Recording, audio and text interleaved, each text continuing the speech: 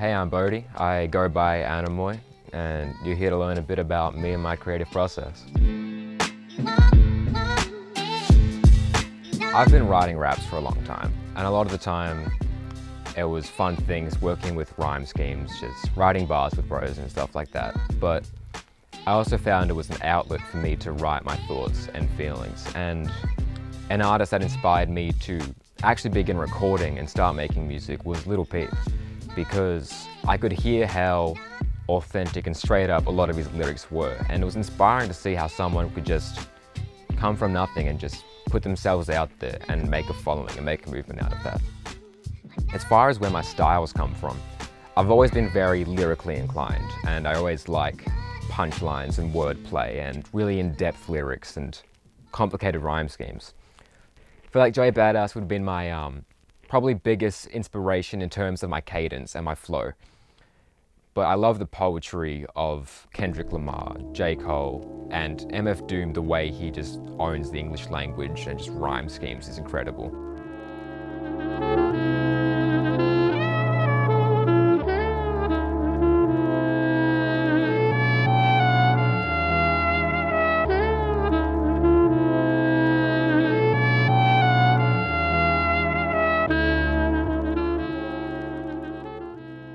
I feel like sometimes if I'm really in my emotions and I'm feeling a certain way, I don't always have control over things in my life, but I can express myself. And I feel like sitting myself down and writing is a healthy way for me to do that.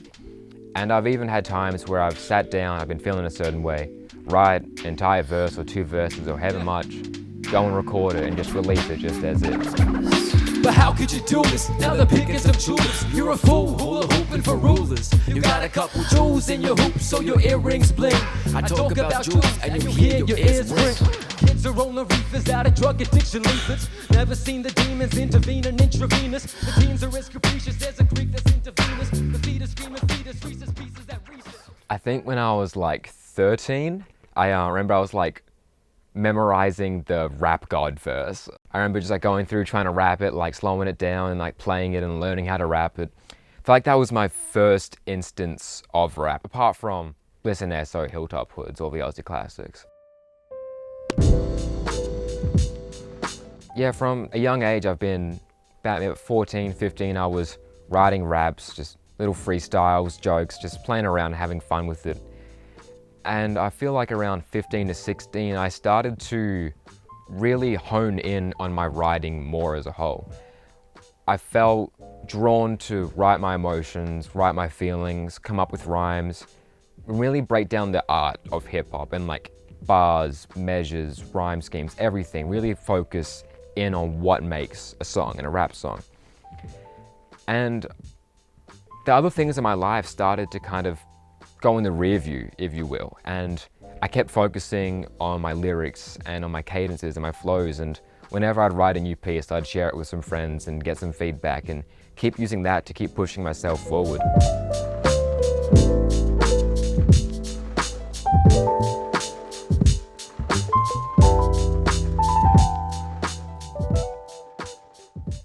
Yeah, so I took a small step back from working in my music to having a beginning in the film industry, when having quite a stable income and job.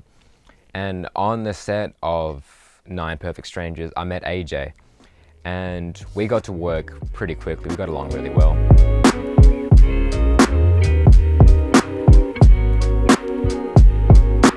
So, hi, I'm AJ McFadden.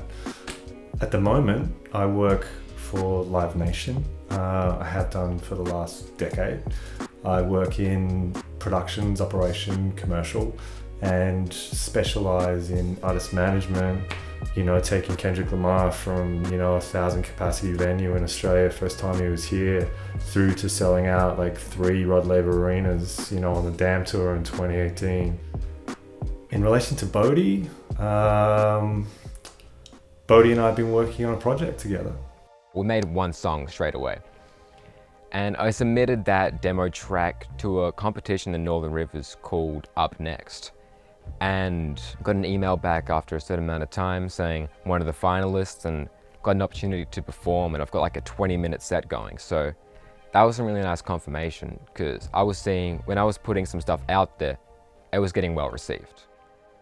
The thing that I think stands out for me, particularly in a live performance context with Bodhi, is his ability to freestyle, and freestyle off the dome, and to hold a ad-lib, you know, to hold a crowd with just his voice, nothing else but him and his words. And that, in my experience, is rare. Now, Bodhi did that at the Up Next show. He just crushed it. You know, it was like a full Eminem 8 Mile, gotta lose yourself moment. And he did it. He has the ability to make people think in terms of his words, and he has the capacity to make them believe in terms of his performance. And to me, these are the most important things. I've talked about Kendrick Lamar, and I do that for a reason. He won a Pulitzer Prize for his words.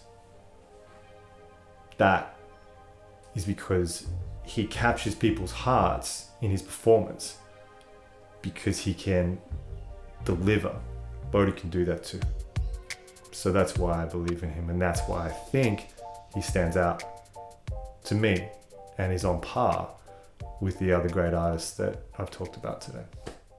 So I'm working with AJ on my current upcoming project called the Avatar EP. Still a working title name, but the Avatar is a big theme of that project. Hello. My busters don't move. Oh man, you must be crazy. Adjust the bass and treble controls.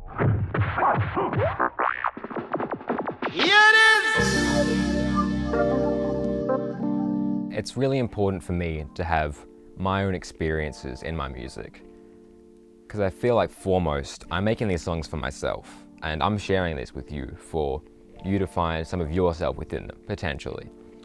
So I don't feel the need to lie or make things up in my songs, but of course with every story, you're gonna possibly exaggerate or tweak some things to make it sound smoother or make it run a little better. But what's really important for me in my songs is I have my own personal experiences, and I like to portray experiences of mine on the micro and what I see in society on the macro. So for example, the start of one of my songs is we're all livid children living in a system, screaming something's missing but no one seems to listen. Mama's in the kitchen, she's stressing, reminiscing and drinking. Damn, I must have missed a message or lesson. The system segregated, misdirection, oppression. Everybody's got depression today. They're medicated, I hate it. We're all waiting for change, but no one's made it. So those lines right there, that's got some personal experiences that I have lived, and I feel like other people may have shared as well. I keep my music a true representation of myself and what I see in the world. We're all living children, living in the system, screaming something's missing, but no one seems to listen. Mama's in the kitchen, she's stressing, reminiscing and drinking. Damn, must have missed a message, a lesson. The system segregated, misdirection, oppression. Everybody's got depression today. They're medicated, I hate it. We're all waiting for change, but no one's made it. The ocean's getting higher, and soon we'll all be waiting, cause there's no one to hold on. Yeah, there's no one to hold on. Lo and behold, I know I reap what I sow. Yeah, I weep from my soul when I read what I wrote. Life has many blessings and life has many lessons. Looking at the earth as it burns has got me stressing. I said, looking at the earth as it burns, it got me stressing. Man, you got me stressed out. Man, you got me stressed out. I said it's got me stressed out. Yeah, it's got me stressed out. Yeah, yeah, yeah.